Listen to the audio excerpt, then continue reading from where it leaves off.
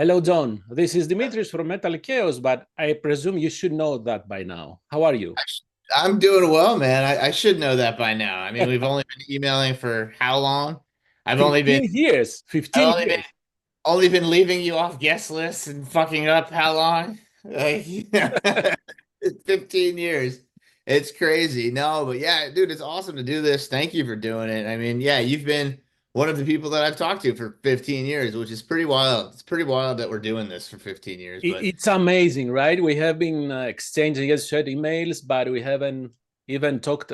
I think we briefly talked on the phone in some yeah, instance. it was probably a, hey, you're on the list. I'm sure. I'm getting the tour manager to come down and fix it. That was that was probably it. Um, So this is the end of our pen pal relationship, right?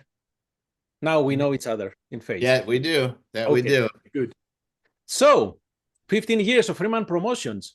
Yeah. Do you remember what was the motivation to start a PR agency? Yeah, I was working at a different PR company and I liked what I was doing, but I just felt that there was no room to grow there. And an opportunity came where a client that I had worked for in the past, they came to me and they were like, we don't want to restart a new US office. We're gonna have somebody doing sales and marketing, but like we need somebody to do promotion, press and PR. And if you do it, we'll pay you what you're making now, but you just have to start your own company. And I Mm. was like, wow. I was 26 years old. I'm like, what should I do? And then a friend of mine, her name is Maria Olette. She's, been around since the beginning. I worked with her at that record label. And at that point, she had started her own sales and marketing thing, and she was doing the sales and marketing for them. And she said, you should do it, Freeman. What do you have to lose? And I did. It was the greatest thing. I mean, I was scared at first, but then I realized I was doing a good job and more people were coming my way. And like, I was like, wow, I can make more money being my own boss and like doing, you know, press for like a lot of artists, like artists that I may not have worked with in the past or I may not have been able to work with, whatever. It just opened a ton of doors. And each year something different happened. I mean, within the first year of the company, GWAR was there because Right. GWAR's been a client for 15 years now.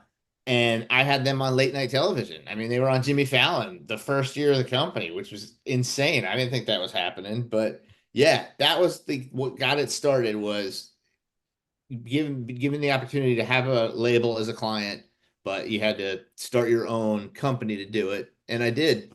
So I, gave my notice, and it's just been like that since then.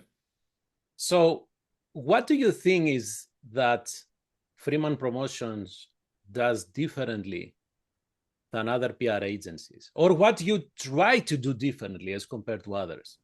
I don't want to. I would never say anything bad about any other PR agency ever. So like, I don't know that we do things better, but we do things our way. And maybe that's more direct contact with the band Mm-hmm. or with the client themselves. Like when I'm working with an independent band that's not on a label, they have my phone number, they have my email. I tell them obviously like, don't call me at 2 in the morning, but like I'm there if they need something. If they think of an outlet, they're like, oh, Freeman, and maybe we haven't gone to such and such magazine or such and such website.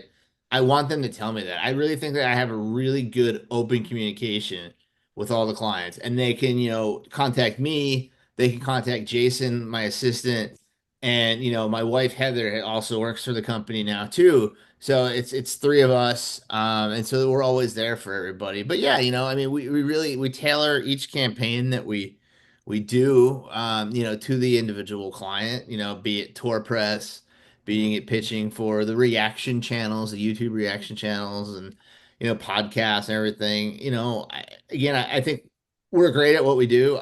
I think that we have the ability to not be pigeonholed into certain genres. And I think a good example of that is I can work Guar and Dying Fetus. And on the other hand, I'm working John Anderson and Striper. So it's like, and people respect it. It's not like, oh my God, how could you work one or how could you work the other? They just get it. I mean, Striper's a totally different animal, and they have a rock and metal publicist and they have a Christian publicist as well because there's media there that I don't really delve into. But you know what I mean? It's cool like that, and it's people will say, "Oh, cool," and they'll see like a classic rock band or a classic metal band or something like that's a Freeman band or whatever it is. Like that's why I think I work with Frontiers so well is Right. because we have, they have younger acts, they have established heritage acts, and now they're going for heavier stuff. I mean, as you've seen, they signed Biohazard, Mhm. which I listened to today, and they've got, Megadeth has a record coming out soon, and they've got alternative acts on the FLG imprint, and it's been great. So yeah, I think our diversity and our ability to be able to work, uh, albums and artists of such different genres and reaches. Like I remember at the beginning, I got a jazz record from Pee Wee Ellis because that was on like SPV or something, and I got some good stuff for that. And I mean, I don't know shit about jazz. I know it's good, but I didn't I didn't know like what publications there are or whatever. So yeah, I would say that. I think that's a good answer.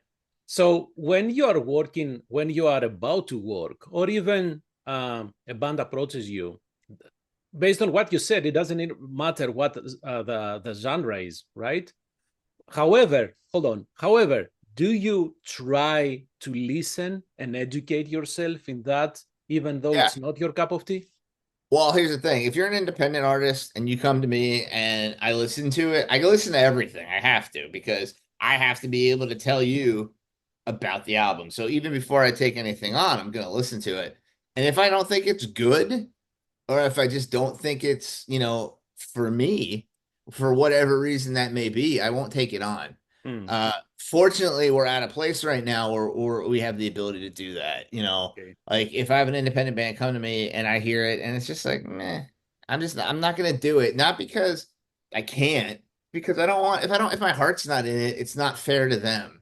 Right. And if I don't think it's good for some reason, I don't feel like it's going to get covered. So like I don't want to take something on, do a half-ass job, and then be like, here you go, guys. So if I don't feel like I can do it, we don't do it. If it doesn't grab me, we don't do it. I mean, there's instances where you're on retainers with different labels and you may not like something or whatever, but that when that comes to be the point, you listen to it and you find what you do like about it. You find, different things. You listen to, you really go back and you see what the music's about or whatever, and then you'll find a reason to like it. But of course, everybody's going to have things that, if you have a retainer client that sometimes you don't dig. Right. But I've also had records where like at the beginning I was like, oh, and then I listened to it and by the like, a couple weeks later it grabs me and I'm listening to a lot of it and I really dig it. So I don't know. Yeah, being at the point where we're able to say, look, thank you for reaching out to us. We're not going to do this one. It's a great feeling because I'm not doing this based on money. Like obviously everybody works to make money, but like I'm not just taking a band because I know that we could like be paid. I want to take a band that I know that we can do a good job for and be paid and Right. give them a great result in what they're trying to get. However, you pretty much described how I think people listen to music nowadays. It's not easy to like or don't like an album after listening what 10 minutes or 10 Yeah. song 10 seconds, should I say. So sometimes it needs, well, not sometimes, most of the times you need to invest your time and understand what the band is trying to say, even not only with the music but with the lyrics too. So it takes some effort. So yeah, anyhow, that was a comment, not a question. Is there anything that you learned after working 15 years in your PR agency that you changed moving forward in the process, let's say, That I've changed or that I would change. that you have changed? Oh, maybe how we reach out to people and, how often we do it, how we tailor things more to the specific person. Obviously you can tell over the past 15 years, print media has really kind of like Last gone year. the way of the dinosaur. I mean, there's still some great publications. I don't want anybody to think there isn't. Decibel Magazine, New Noise, Outburn, Revolver, they're still there. But we've had to kind of change the way we pitch stuff. Like these reaction channels, I was like, is it really press? What is it? And I realized, how important they are. People, for whatever reason, and, I don't think it's a bad reason at all, but for whatever reason, people seem to like watching other people watch stuff. Yeah, that I have not understood that, man. Yeah, and I mean, maybe it's a younger thing. I'm not saying that you and I are old, but, maybe that's what it is. But while I may not personally sit around and watch these videos, I have recognized the importance of them.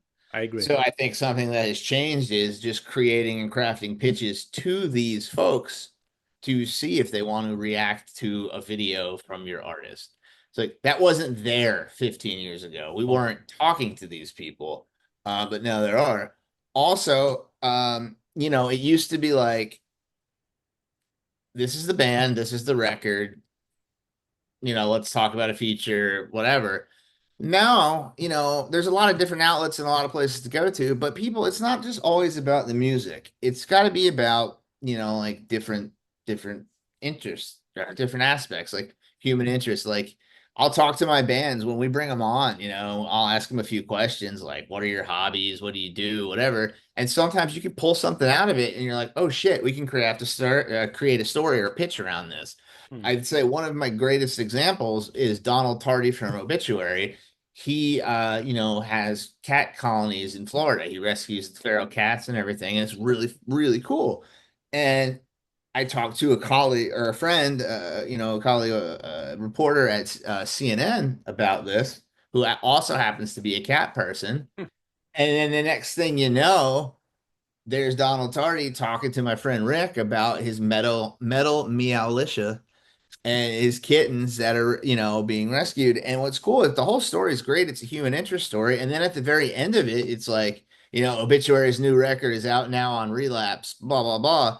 So like you're kind of getting two hits there. You're getting a great human interest piece, but then you're talking about Obituary on CNN. Right. So like that kind of stuff. And I'd say another thing that's really changed, I mean, not even changed, but since I've been doing this longer was knowing your contacts. Like I feel like I have a lot of great relationships with a lot of great people. So if if I get a record that I don't think, for example, for you, if I don't think you're gonna like the record, I mean, I'm gonna send you the press releases and stuff, but I may not make an extra hard pitch on it because I just don't know that it's your bag. Hmm. Like if it's like a classical record, I'm not gonna say, oh, let me send this to Demetrius. He's gonna really like this.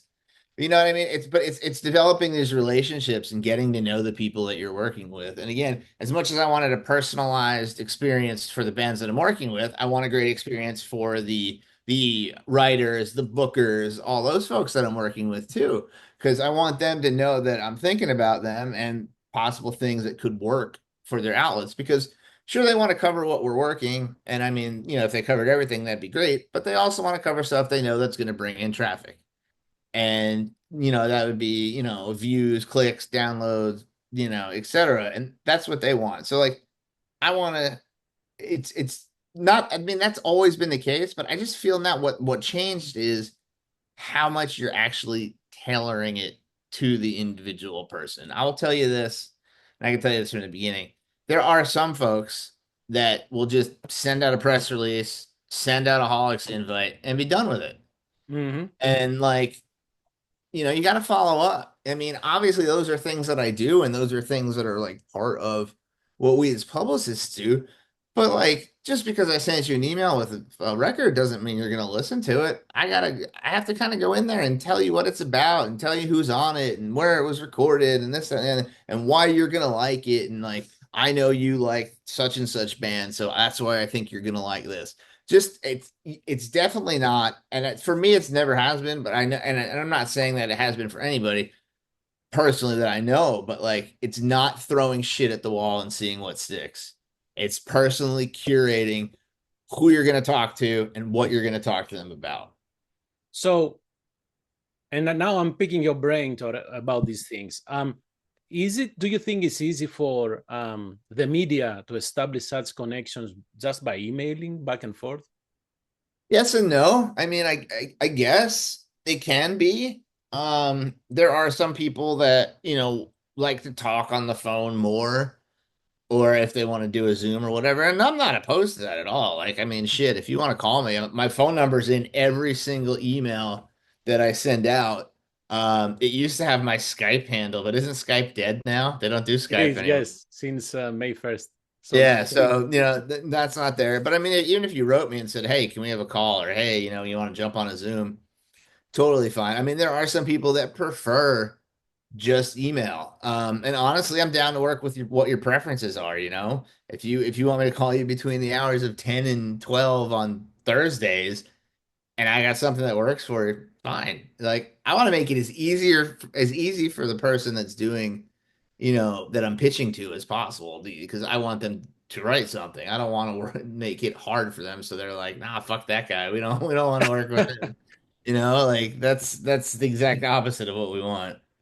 with that being said, and for my perspective as the other side of the line, I do have preferences in PR agencies, to be honest. I know for a fact that some will respond, some will not follow up, someone will don't even care.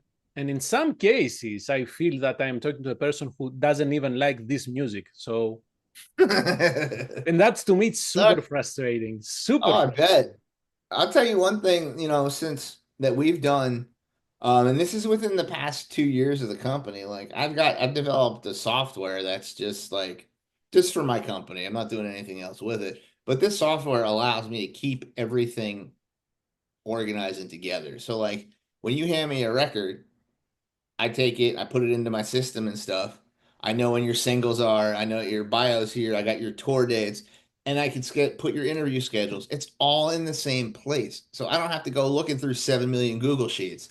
I just got to go into my system, find it, and then every day when I'm like closing up for the day, I can send out the guest list. I can send out the interviews for tomorrow, and it's all in one spot. So like actually you ask about one thing that's changed, organization. Right. Like I used to have like 27 different Google Sheets, and then you had to bookmark this one and go find that one. And like, no, this works so much better. And then even in this system, I could sit there and put in like, so you're in there like as a contact, right? So it'll say Mhm. your name, your email address, and Metal Chaos, and then there's notes. So I could put a note in there, prefers to be talked to on the phone, wants to do this at this time, covers shows in Chicago, whatever it is. And then I can see that. And that's kind of been really cool because I could just go back to that. And if I have a question, refer to it.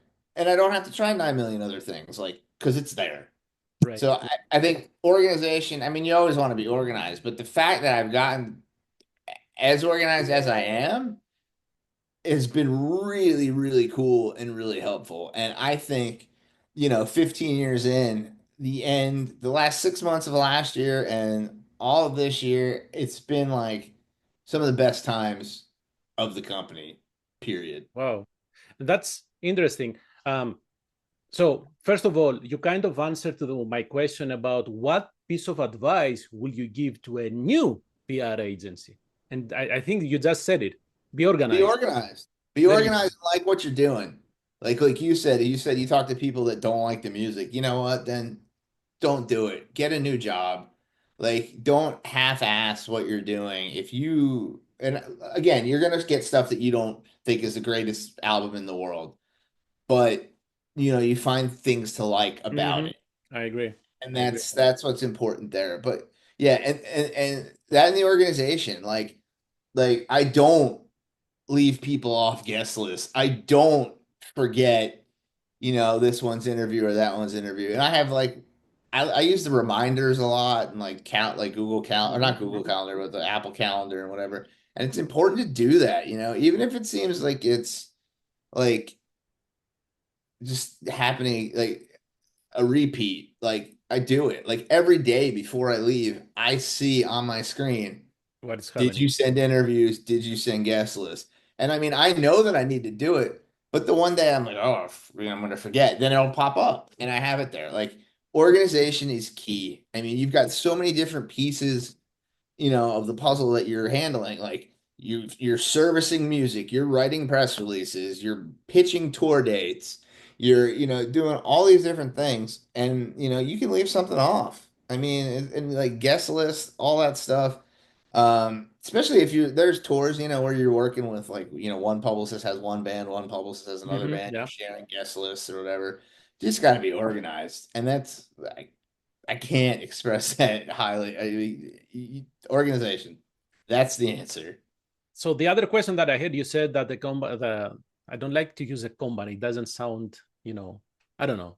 The PR agency, I will say, Okay. it's the best time that you have right now. It's didn't the pandemic affect Freeman Promotions at all? How was the experience? You know, it affected us in some ways, Mm-hmm. but fortunately not monetarily because I feel like people still wanted their music. People needed something. They Yes. needed a distraction. And shit, everybody wrote a record during the pandemic. So at the Oof. end of the pandemic, it helped out. But no, it obviously I remember sitting there one day and watching all the tours get canceled. There was just one day and every tour just started getting canceled. So we knew that was done. We knew tour dates were gonna be, fucked up for a while. Um, and then you had, a couple bands were like, should we do this? Should we wait? What should we do? And I Mhm. believe me, I was concerned. Like I thought maybe we might, lose some money or, a couple clients might not be able to pay or whatever it was. But fortunately with that, we were very lucky. But we did have to change how we did things. That's when Zoom interviews really became the Yes. thing. A lot of it was usually phoner and stuff. But then I think once people saw that they can do video interviews with the artists and whatever, that just became kind of the standard. And it kind of helped out, in a bit with the GWAR stuff. The GWAR stuff, we were able to get real creative. And I mean, we were doing Zoom interviews with them in full battle armor. I don't use the word costumes. No. Um, but yeah, so like there was that for sure. And we did something crazy. I remember the AV Club, the GWAR guys did like an acoustic like EP thing and all recorded from different places and like you had to get creative. You had to come up with stuff. I mean, I worked a lot with Dennis DeYoung during that period, during the quarantine. We did some good press things too. So it obviously it was bad. It was bad for a lot of people, but I think I was able to like kind of try and make something good out of it. I Mhm. didn't just sit there and with my head in my hands going like, "Oh my God, what are we gonna do? What are we gonna do?" Like, I was like, "What can we do? How Right. can we keep things going?" And like the first month or 2 months were kind of weird because everybody's worried about production of albums, like the actual like vinyl and stuff. But we got through it, and then like there became little glimpses of hope. Like the first time GWAR did like a drive-in concert, in Richmond, so people like you could like drive your car in up to the stage or whatever it was. But there was just like these little things, like you saw, like, oh my God, maybe things are coming back, and yeah, so it definitely changed, but we came out of it probably better off than we went in because we had to become more creative and come up with new ideas and different content and different things that we can do. So it wasn't the same old thing. And we also wanted to be there to serve, not me doing the entertaining, but being there to give people some form of entertainment because at that point, like, what did they have? Like, what were they? It was crazy. A lot of people were without, an income and all that stuff. So wanted to be able to work with, people in the music industry and stuff so they could give some people something to turn to when they were in such bad, straits and like, not good headspaces.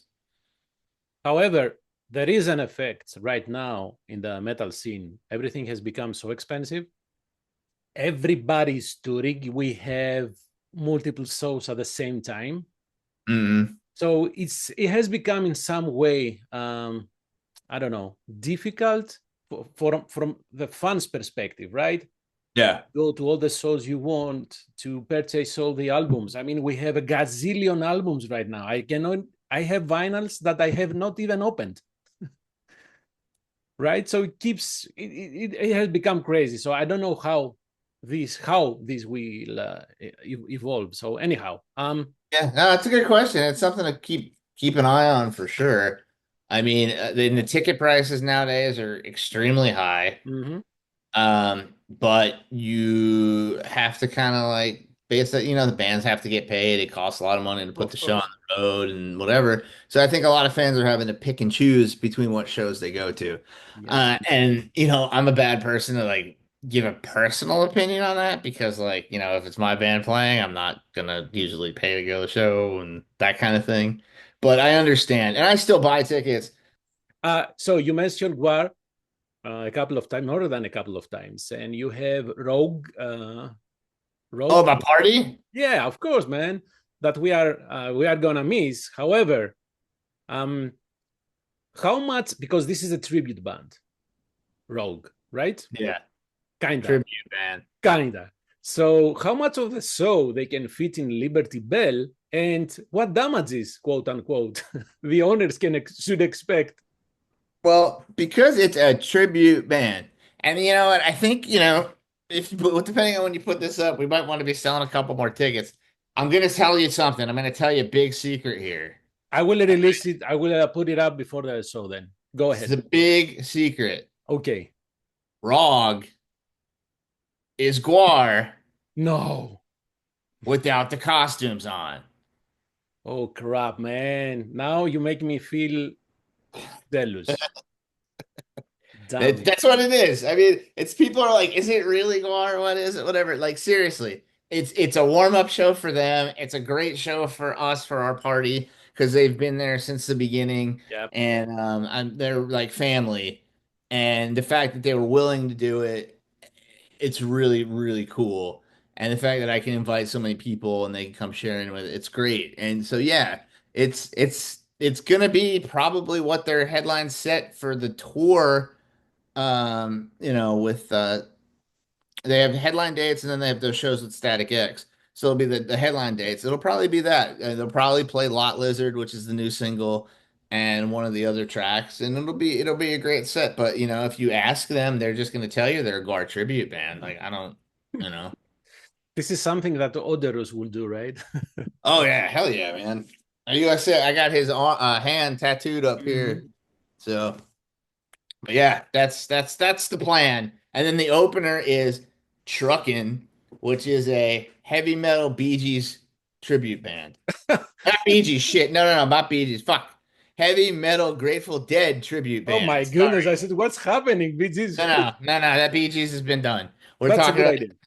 this TRüKKEN. So it'll be a good time. Uh, do you have any Odorous story that you would like to share? Hmm.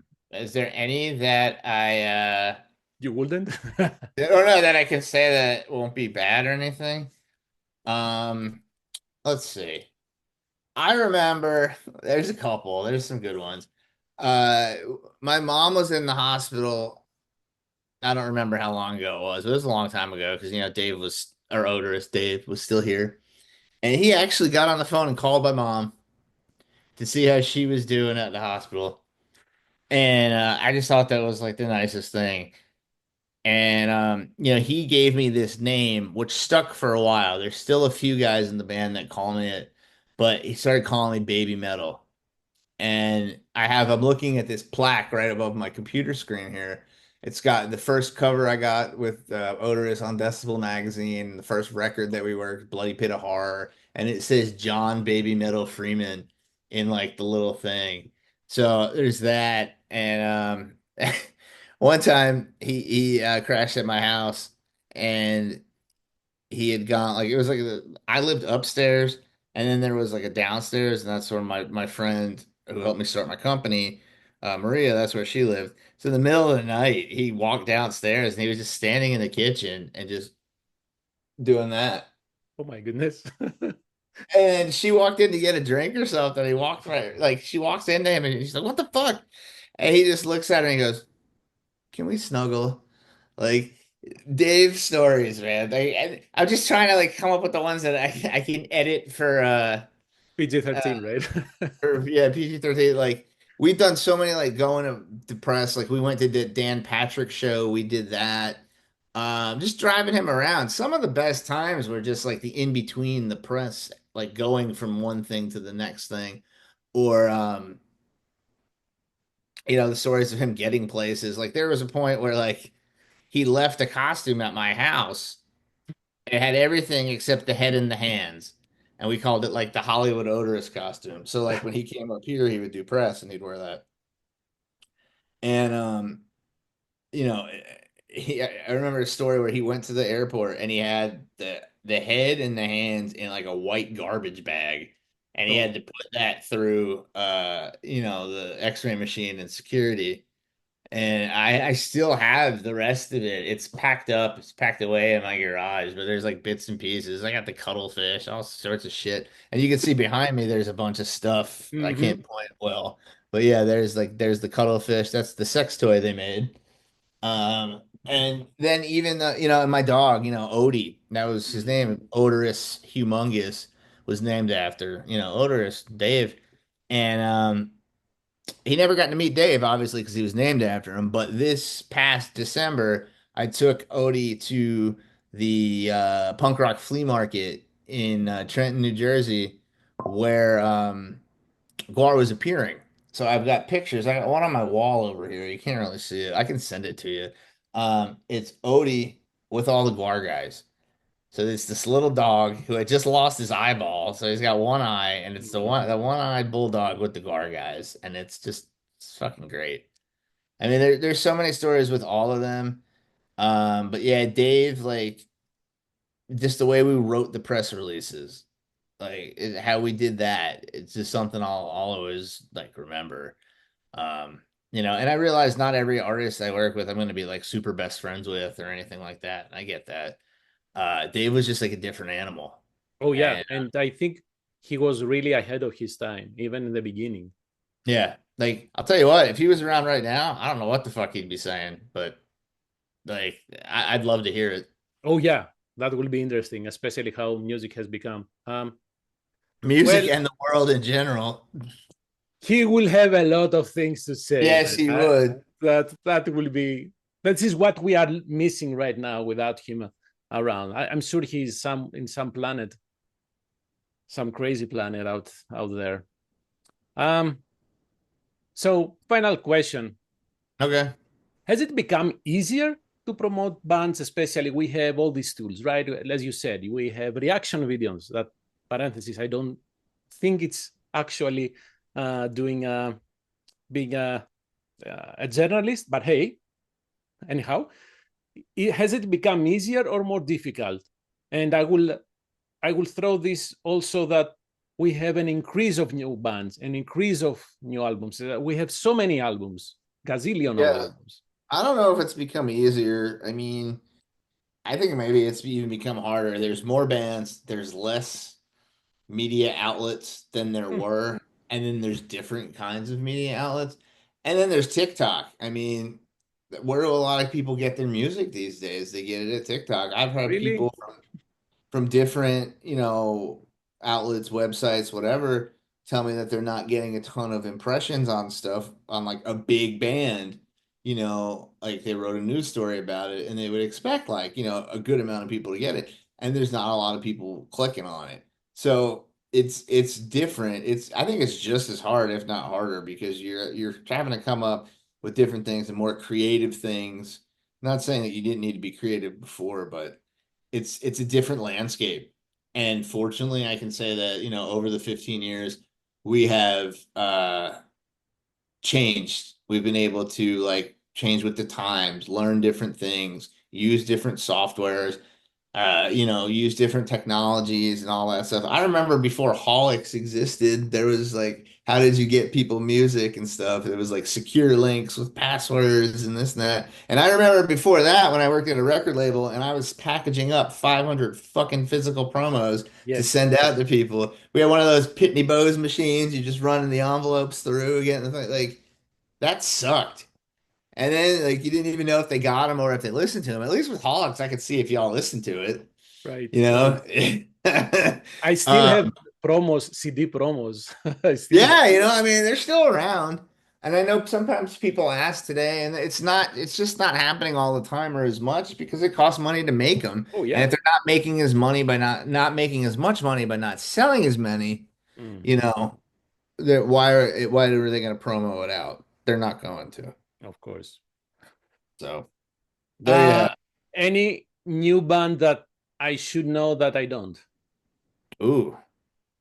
I have this new band that we just picked up, and then we're going to be putting an EP out from them. They are called Sadistic Force. Some pretty heavy shit. I really like it. I Well, think they're great dudes. So there'll be more on that soon. Also this month, if you haven't checked it out yet, uh, we got heavy metalers from Estonia called Prydian, mm-hmm. and they've got a record coming out on Century. So there's that. Oh, and if you haven't heard of Nefarious yet, wake up because I mean that's Rick Hunold from Exodus. It's Caton from Hyrax. We just released their first single. It's fucking good and it's heavy. And that full record's coming out in. Sorry, I'm looking at notes and talking to you. Uh, July 18th. And it's maybe some stuff that might have even come out already. If you're sleeping on Moon Destroys, that's a killer band. That's Evan, formerly of Royal Thunder, in that band. And let's see. Yeah, that's all I got. Well, and of course, GWAR EP comes out in July, so you can't forget about it. It's not an EP. I'm sorry. I can't have said that wrong. It's a multimedia release. Ooh, This is I'm color me interested. I do three have. three new songs, three live songs, one skit, like, back and forth banter between the guys. And because it's a partnership with Pit Records and Z2 Comics, it comes with a full comic book as well. Who drew that? People. I know Matt McGuire and Bob Gorman had something to do with it, but there was other artists too. Okay, perfect. John, thank you very much for this pleasant discussion. You got it, Uh, man. Thank you for letting me do this. I really appreciate it. absolutely. You know that you can count on Metal Chaos, and let's agree on 15 years more. Fuck yeah, dude. Let's do it. Okay, that's good. All right. That's a Thank deal. you, man. Thank you, man. All right. Have a great rest of your day. You too. Bye Bye. bye.